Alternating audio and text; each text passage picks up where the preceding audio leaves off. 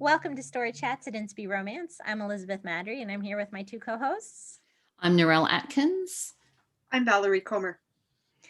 Today we are talking about multi-author novella box sets. You know the ones, they're the ebook collections you see with between 5 and some of them I feel like have 20, 25. They're these long images where the back names sort of fade into obscurity there at the end.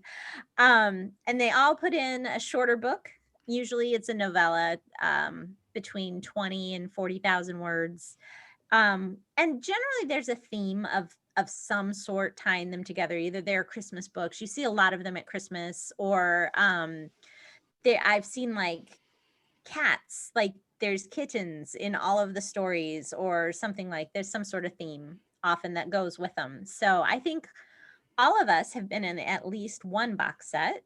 And so I think readers might think it's fun. I would think it's fun as a reader. So sometimes y'all just have to deal with what I think would be fun to know as a reader. And if that's not fun for you, I apologize profusely. But I think it's fun to find out why authors participate in these things. So what have been reasons that you have in the past joined a box set or would join a box set in the future? We'll start with Valerie. The very first one I did would have been in the summer of 2014. And it was really cool to get to know other authors. For me, that was a big draw, was working together with other authors in a common project that just helped me make friends in the industry. Okay, yeah. Narelle, what about you? Well, the first one I did was Splash, that released in mid-2015.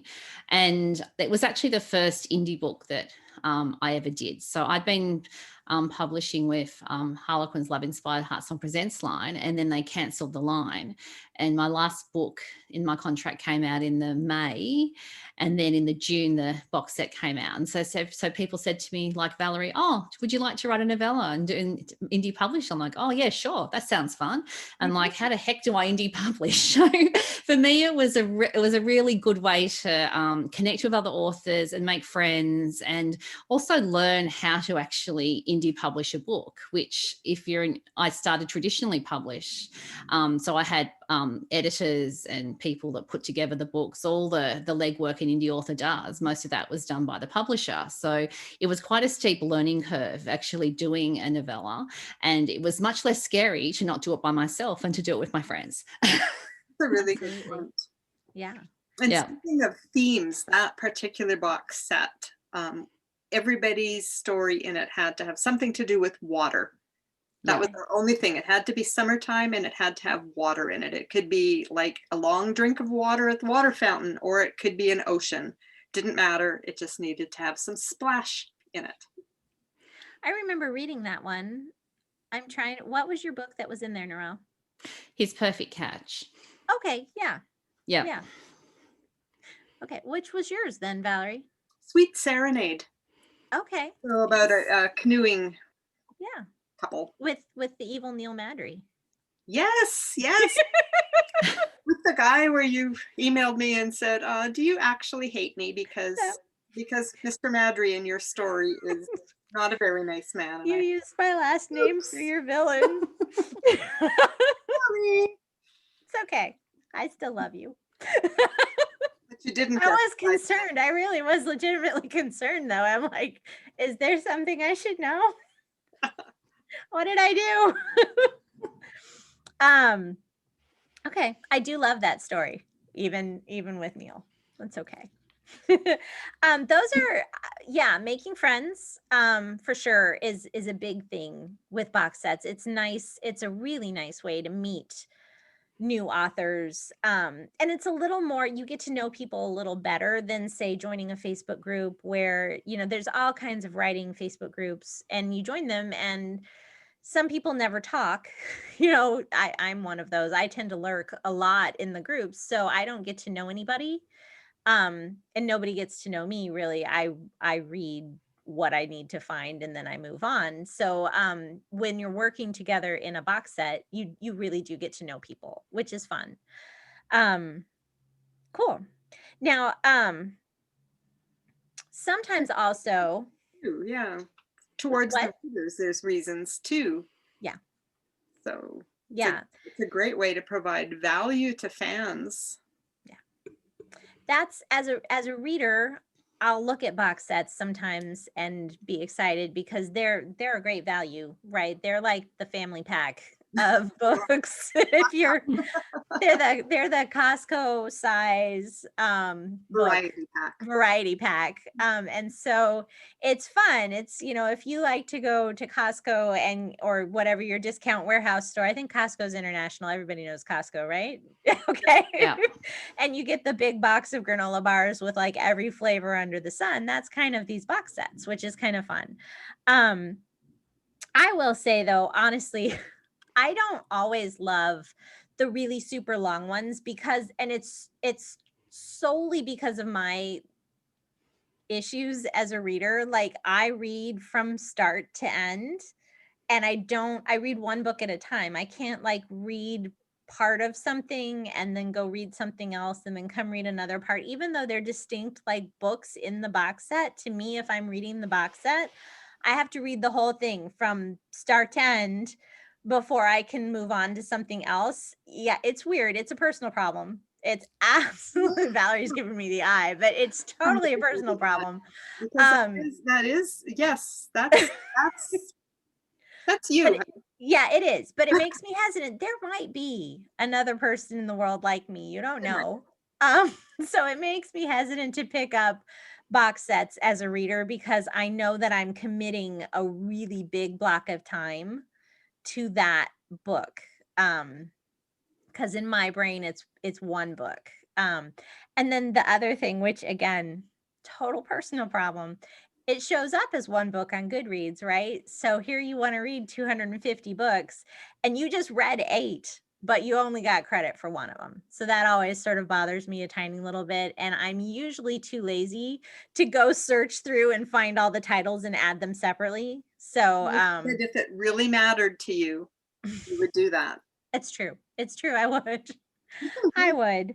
But it's the search feature, I think, is a problem. So I've got a confession. I would say, honestly, the only boxes I've read all the way through have been boxes with connected stories. Oh. I do not read every book. I have never read every book. Okay. And I never start with necessarily book 1 either. I jump around. I'm so random. And then I forget what I've read because you can't track it. Yeah. Unless I write a book recommendation and make a note somewhere that I read that particular book in that particular series. And so I just get, as a reader, I just get myself completely confused about where I'm up to. So I understand your confusion with box sets, but for me, it's a different way of being confused, if that makes sense. Yeah. Yeah. I will say I can solve that for you if you just read from front to end. No. or you can just not bother tracking it and not bother being confused. But that frustrates me. That frustrates me though. In the same way Beth is frustrated. I get frustrated in a different way. Yeah. The fact of the matter is, I hope I'm not committing a terrible faux pas here, but we all have our favorite authors. And we all have some authors who everybody loves that we might not love their stories for whatever reason. And sometimes we might even look at a multi-author box set and go, do I want to buy it? Because there's an author or two that aren't my very favorite or whatever like that in it. And then you just kind of have to get over yourself. And you don't have to read every story. And I have actually managed to do this and live. Wow. Wow. That never crosses my mind. It would never cross my mind. It's 99 cents. You don't have to finish a book if you don't like it and you started it. You can set it aside. Is that a thing too? DNF, did not finish, is that. There's probably one I've only this last year started keeping track of the books I've read. Okay. Literally never have before. And I just do it in a notebook. And probably one for every 25 or 30 is just a DNF. Yeah, I'm just like, no, life's too Wow. short. Can't do it. Don't need I'm to. worse than you.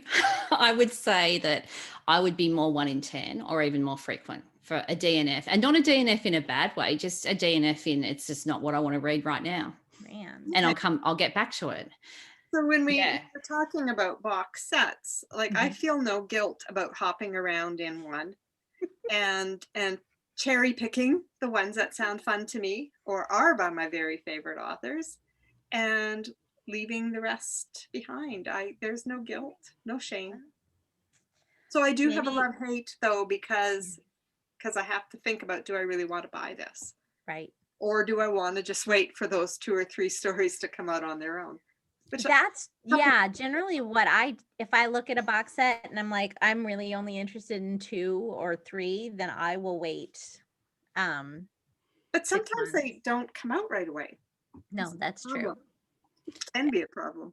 Amazon rule. So it used to be that you could have the single go out and be Mhm. published at the same time as the box. Right. So people who only wanted to read certain books could spend a bit more and just buy the singles. But when Amazon changed the rules and you could only, and I think it's KU, I don't know if it applies to all of it, where you can't have it in 2 places, it made it really difficult. So it stopped people putting the same book in 5 box sets. That used to drive me nuts. I used to get so frustrated to realize that I bought a box and 7 of those 8 books have been somewhere else. Yeah. And I have them. And then I've just got more confusion in terms of trying to work out what I've read and what I haven't read. So Amazon fixed that problem, but then they created a new problem in the sense that you can't get the singles necessarily.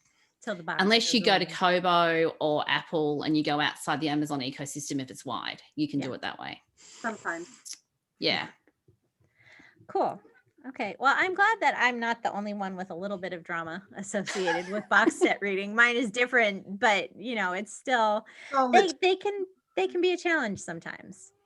Well, I 99 cents is in my world, that's 5 cups of coffee, right? Because you can get a large latte I can get for $5, maybe $4.50. So I'm thinking it's Aussie dollars. So 99 cents to me is nothing. And I'm prepared to pay 99 cents to support authors, if that makes sense. And if I never read a book that I bought for 99 cents, then it's sort of whatever. Not a big deal. Yeah. I'm not invested. That amount of money doesn't invest me in actually reading the story, which probably makes me interesting because I'm that annoying reader that authors don't want to know about, who will buy their box set but won't actually read it and therefore won't read any other books the author's written, which may defeat the whole point of that box set existing in the first place.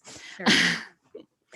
I'm that way too. I've done, and see, it's hard because I didn't start doing this with box sets until I was an author. So I don't know if it's because I'm trying to be a good, supportive author friend that I will buy the box set.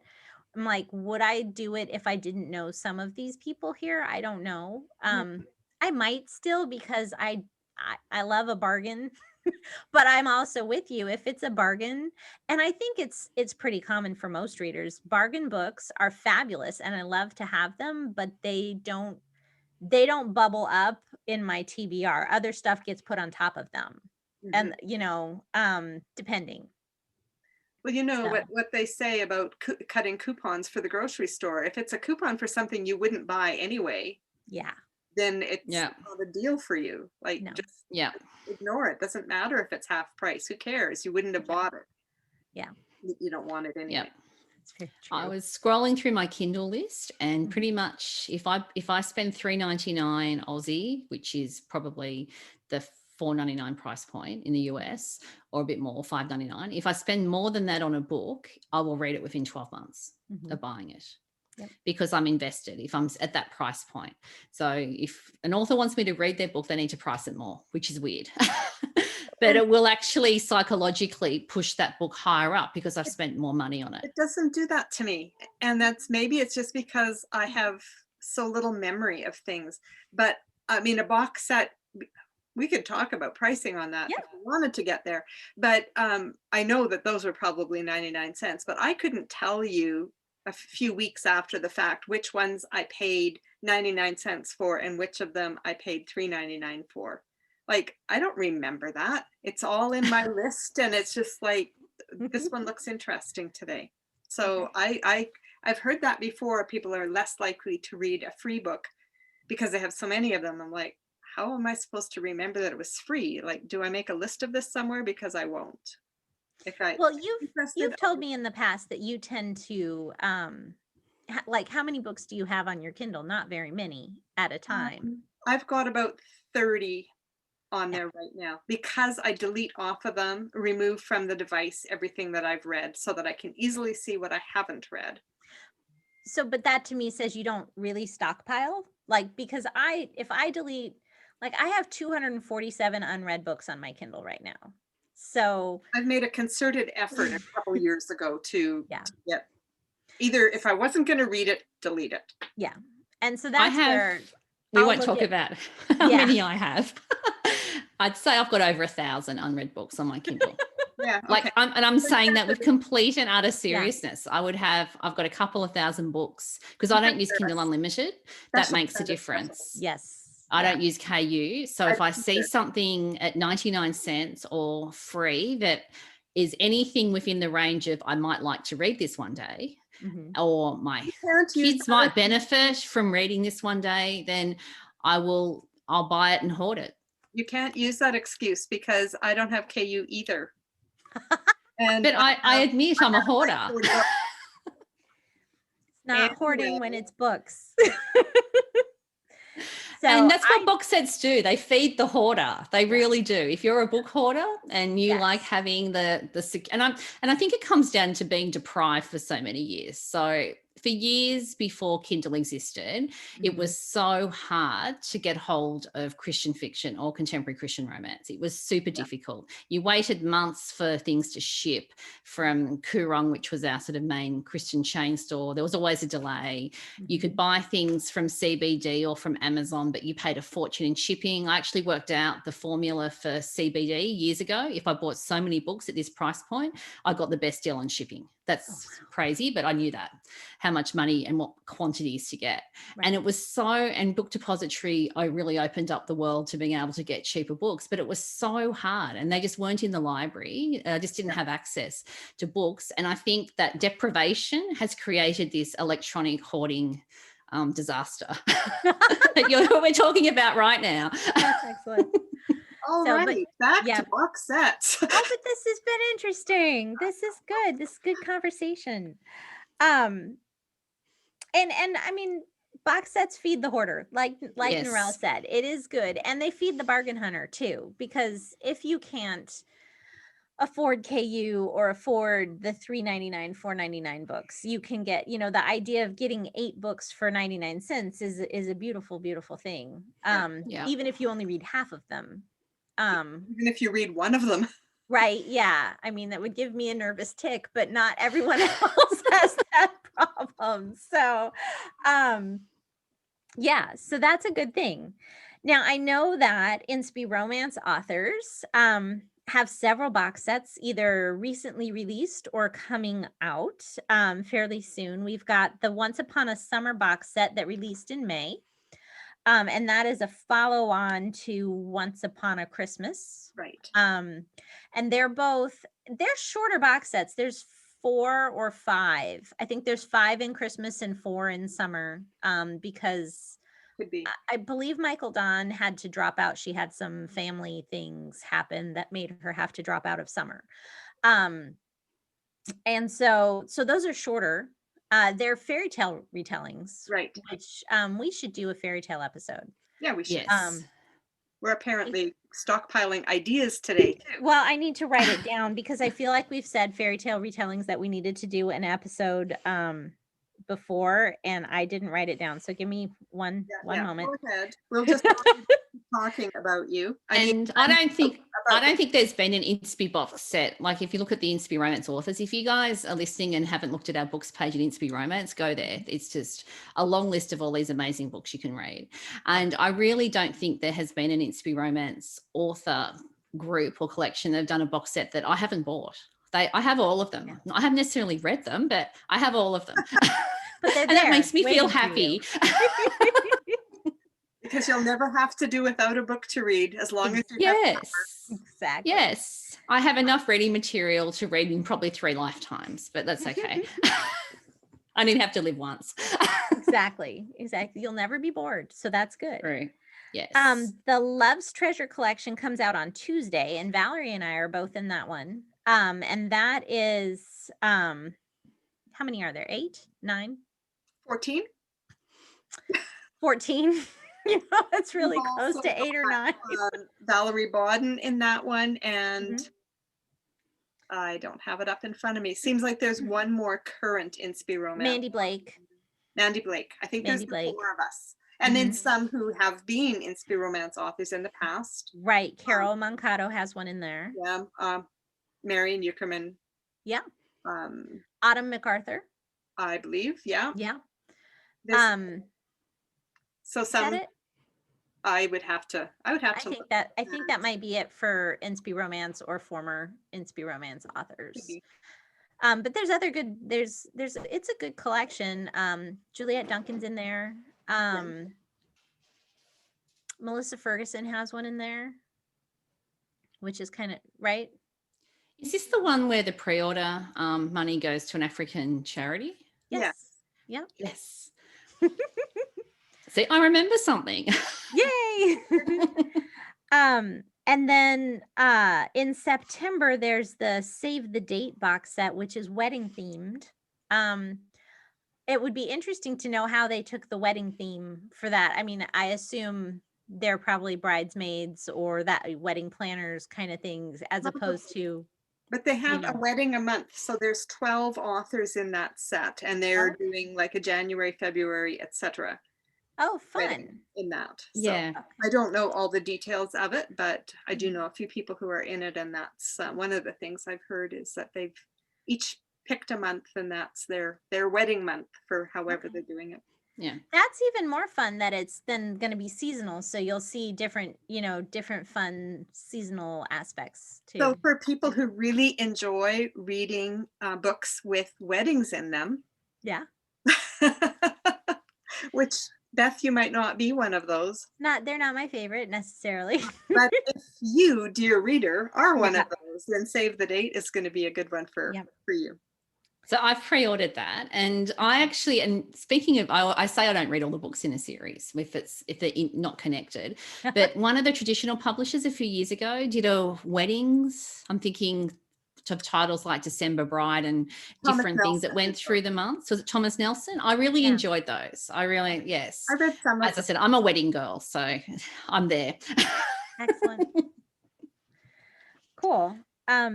So one thing that authors often will do with box sets is they'll get their friends together to make the box set, and that sort of broadens our reach. And so then they're trying to hit the USA Today bestseller list, which for an indie author is a little more challenging usually than for a traditionally published author. But even, I mean, it can be hard for, if you're a mid-list traditionally published author, it can be challenging to sell enough in your book's first week out to hit the USA Today list. So I know that Love's Treasure and Save the Date are both aiming at the list as well as part, and so it's kind of fun. For 99 cents, you can help get an author some little letters that they dream of at night. Which, now, that's how you got your USA Today. Is that correct, Valerie? Yes. Yeah. From a multi-author box set in 2016, Whispers of Love. And that wasn't novellas, though, in that case. No. My first Urban Farm Fresh debuted in that. In Whispers Those were full, yeah. Of Sunbeams, and that's a 55,000 word novel. Nice. Narelle, have you been in a box that hit the list? No, and I don't know. I've sort of got a bit of a I don't really care factor. Maybe I should care, but I mean, I don't know. I'm not one of those authors that dreams about winning awards or stuff. That's not what motivates me. I wonder if it's because you started out traditionally published, because it matters more to me, I think, maybe, like if I delve into my psyche. It matters more to me to get the letters, because I've never had a traditional contract. I mean, I was with a small press, but that's the same as being indie. Yeah, and you're probably right, because when I sold to Harlequin, it was a 6-book contract for a debut. So I suppose I don't feel like I need to chase validation in that way. So maybe that's why I'm a bit laid back. And I also have a day job. So writing is not my full-time gig either. And I haven't done a lot of writing in the last few years, although I will be releasing some books soon. So I think that maybe just puts me in a different headspace, but I can totally see why people want to do it. And I pre-order to help you guys get there. So I'm there cheering for you. I'm cheering you on. And maybe one day that will be something that I want to do, but I'm not in the headspace at the moment to be thinking about it. Totally fair. And I mean, to be fair, those letters really only mean probably something to the author. I don't think readers, I don't ever care. It's like, I don't care. I don't look and say, oh, they have USA Today, they must be amazing. I just, But our viewers and our podcast listeners could let us know in comments if they ever have noticed, particularly whether an author has that or New York Times. Yeah. If they notice or care. Or seek it out. Like, does that flip a switch somewhere for you that? Yeah, for sure. Yeah, that'd be cool. Let us know for sure. So one of the potential negatives of box sets, and I think we've been touching pros and cons pretty evenly. The other big-ish negative is that generally speaking, box sets are a limited time. They disappear after 3 to 6 months, typically. I've seen some go a year, but I don't know that I've seen any that were much beyond that.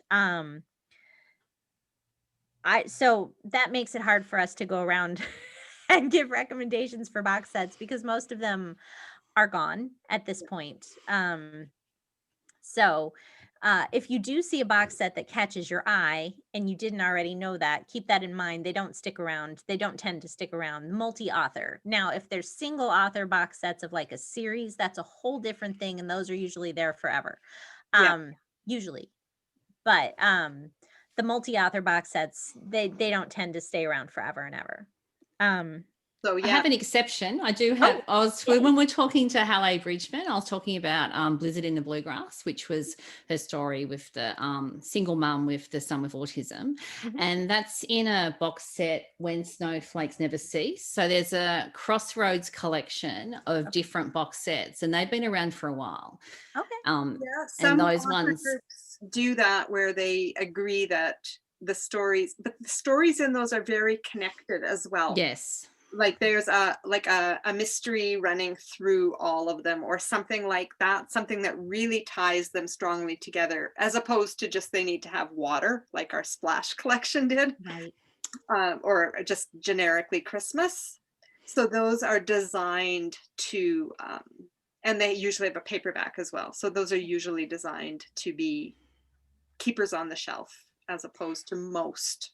Is that a situation where the stories don't make sense without the other stories in the box as well, or they don't make as much sense? They make less sense if you skip. Yes. Okay. Cool. I don't think I've read any of those. Yeah.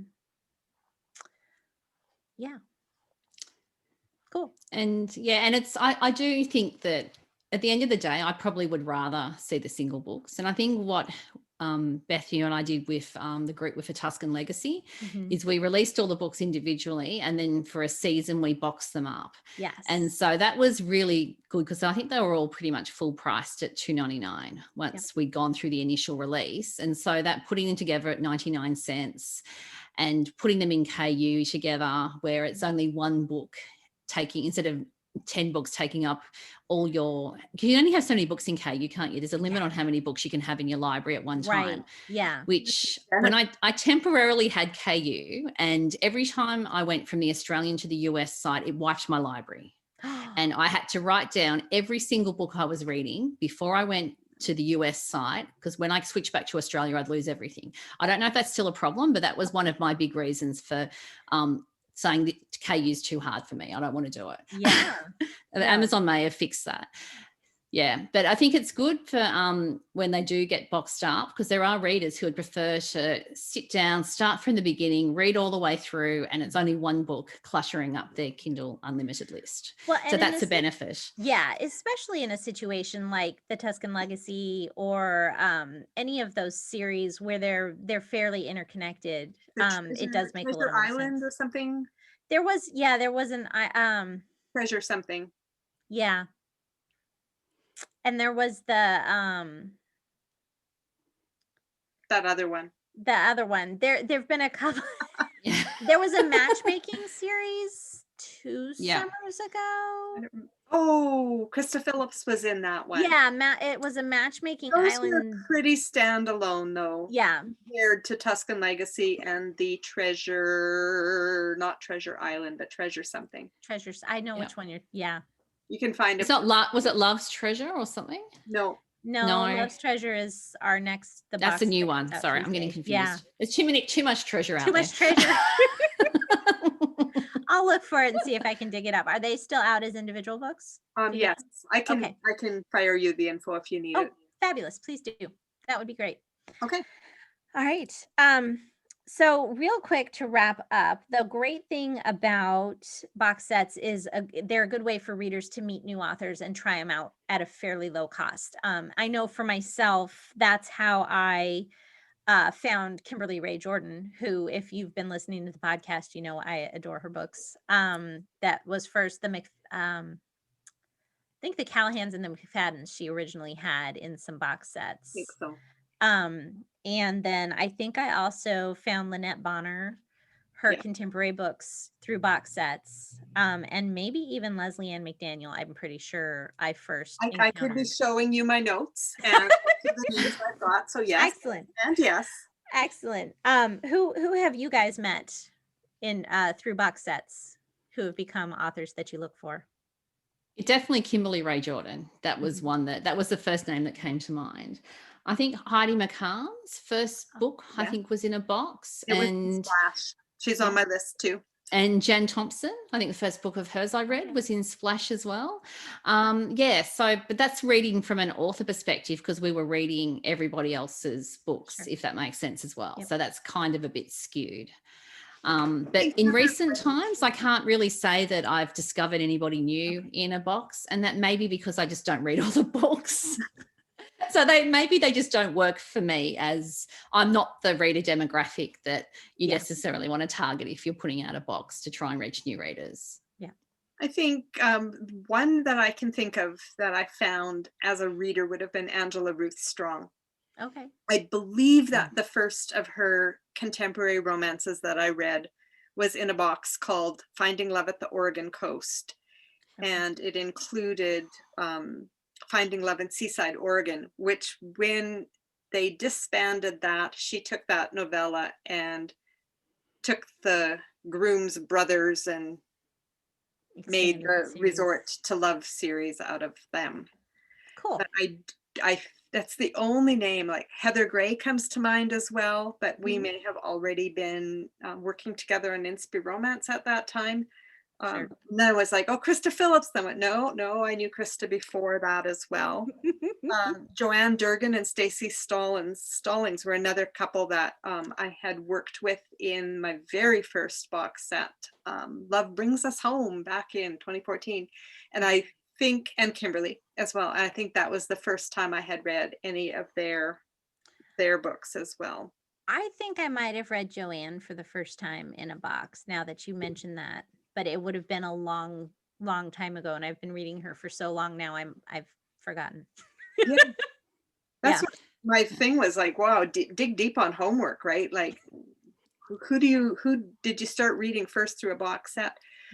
But I mean, some of my readers tell me that that's how they found me to start with, either through that Love Brings Us Home or through Whispers of Love, the one that did get USA Today 5 years ago now, or through one of the other ones. So it is still a valid way for authors to find new readers and for readers to find new authors. Yep. Definitely. Cool.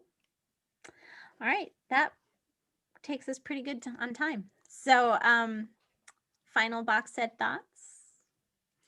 Go buy They're that fun. treasure. Oh, it wasn't supposed to be salesy. No, not Um, salesy ones. No, All that- right. Yeah. I hope that they continue. Like I think they're fun, and I think there is definitely a group of readers who just don't have the money. They just genuinely can't afford to buy books. Yeah. And print books are out of the question unless they can go to the library and borrow them. And there are some electronic resources at the library, but that can be a bit hit and miss depending on where you are. And I think there really is a place for box sets to provide lots and lots of hours of reading for a very affordable price. And I'm sure we have some very appreciative readers who read CCR that love the boxes for that reason. We would love to see them continue. Yep, absolutely. Yeah, so I'm doing this one this summer, hadn't done one for a couple of years. And yeah, therefore, I think in 2015, I did 4 of them. So that was the era. But yeah, definitely room for them in the future as well. I agree, Narelle. So drop us a note. Tell us what you think about box sets. Let us know maybe who you found, anything you want to comment on. We'd love to hear from you and continue the conversation in the comments on YouTube or over on our Facebook page, or both. Why limit yourself? So thank you guys for spending some time with us today at Story Chats. You can find everything you need to know about the podcast at inspiromance.com/storychats. If you're watching on YouTube, don't forget to subscribe and hit the little notification bell so you never miss an episode. And we'll see you next week. In the meantime, don't forget to fall in love with a good book. Bye, everybody. Bye. Goodbye. Nice to see you.